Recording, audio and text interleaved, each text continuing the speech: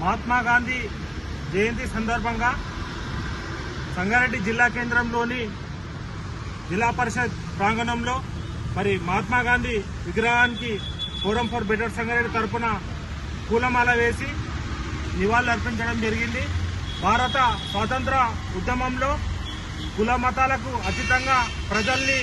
మరి స్వాతంత్ర ఉద్యమంలో పాల్గొనేలా మరి అహింస పద్ధతి ద్వారా మరి స్వాతంత్రాన్ని సాధించడంలో విజయం సాధించిన మహాత్మా గాంధీ ఈరోజు ప్రపంచ దేశాలకు